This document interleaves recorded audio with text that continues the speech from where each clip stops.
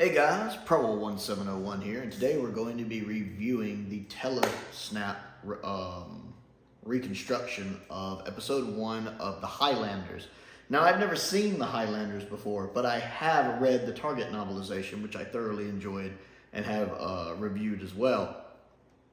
I wanted to go ahead and get another one kind of crossed off the list because there's only 12 Doctor Who stories I hadn't seen from Classic Who. And the Highlanders, I suspect, is not going to be animated anytime soon. Plus, I had already read the Target novel. I was curious to see how the actual TV episode would compare to it from what we have left of it. And it seemed like a good choice. I was in a mood for some Troughton. I managed to find it online. I'm not quite sure which recon I'm watching. The original one, what, Loose Cannon LC09 or LC27. I suspect it's the former. I've heard the 27 is a little harder to find. It feels like it's the former. The reconstruction is a little hard to get through. This is a very visual story. There's a lot going on, a lot of fighting. Again, with Troughton, it's always a little frustrating because so much of his Doctor is down to what he's doing physically with his body and his face.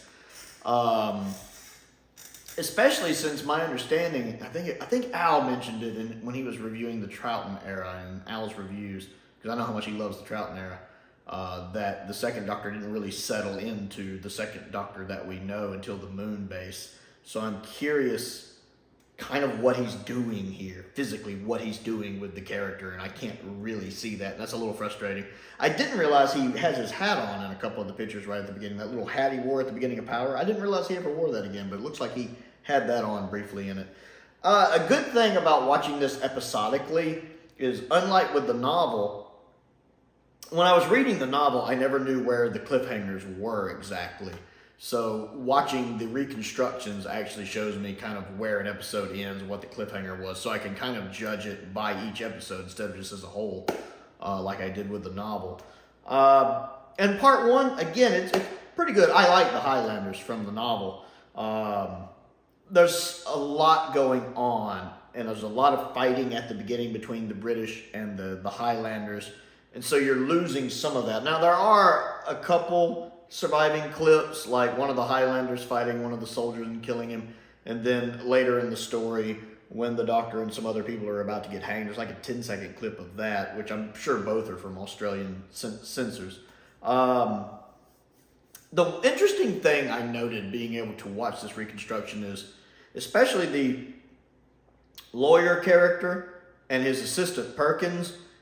They look exactly like I thought they would, especially the lawyer character. He looks like, when I was reading the novel, the way I pictured him looking, it's almost a perfect fit. Like, it's so similar that it blows my mind. And while Perkins doesn't look exactly like I pictured him, the way he does look fits Perkins perfectly. Again, going into this story, having read the novel, I know what to expect from these characters, and he looks exactly the way Perkins should look. And that's true, I've noticed pretty much for all of the characters in this story.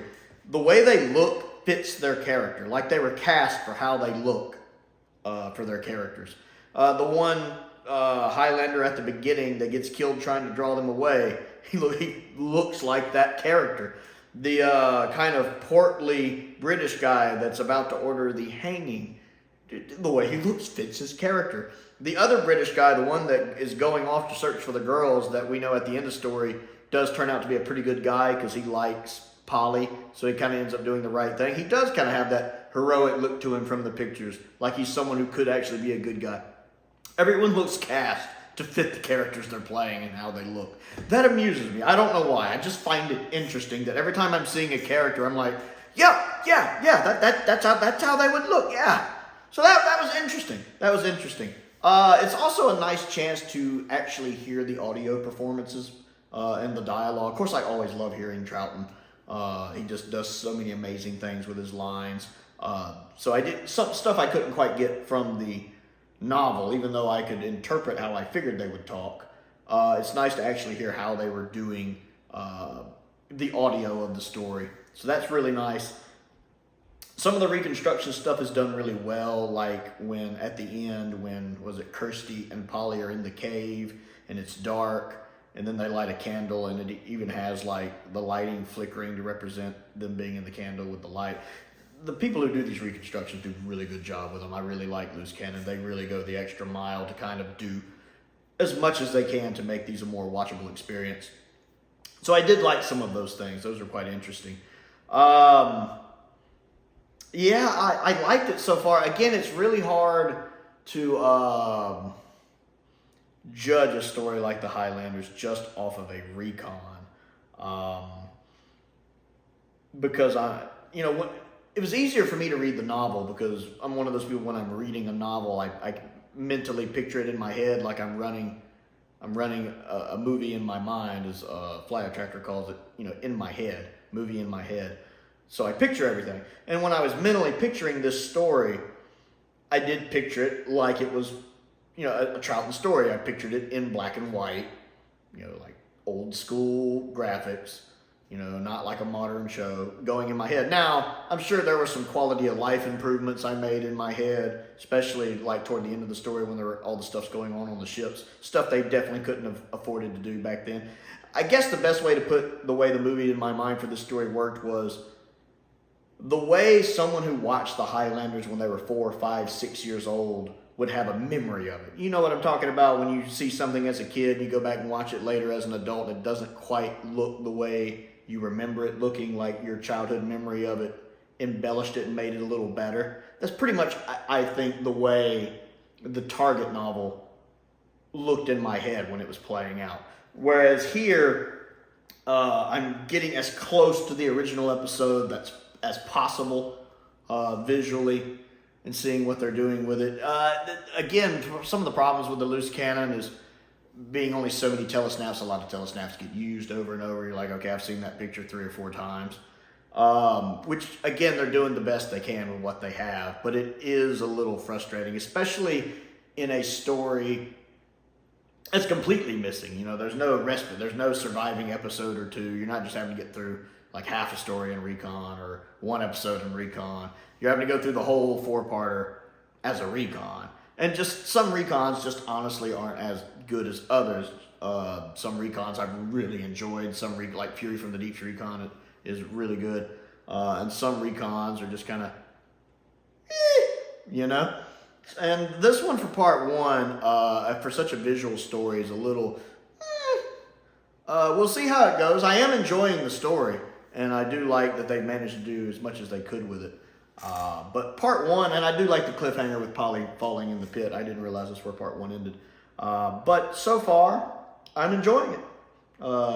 I think the greatest advantage I had, well, one, I do like the subtitles kind of rolling through the episode, telling you what's going on. That really does help a lot, so I'm glad they do that. The greatest advantage I had was having read the novel already knowing what happens, having that foreknowledge really makes it easier for me to pay attention to what's going on and know what's happening. So I'm glad I read the novel first, and now I'm watching the episodes. So part 1 of the Highlanders, the Loose Cannon Telesnap Reconstruction. What do you think of it? Comment down below and let me know. Other things to do. Don't forget to click the like button and the subscribe button. That helps me out. I am trying to grow the channel to 1,000 subscribers this year in 2023, and we are over 900 now. It puts such a smile on my face. So I certainly appreciate each and every one of you. I also do have a Patreon that helps me keep the bills paid. So I would certainly appreciate if you would take a moment and check that out. I want to give a shout out to some of my top tier patrons: Stephen Crane, Colin Coney, Finn Perkins, and Unknown289. I do appreciate their continued support. I also have a P.O. box if there's anything you would like to send me to look at and review. And a link to my Amazon wish list is down there as well. Most importantly, thank you for watching.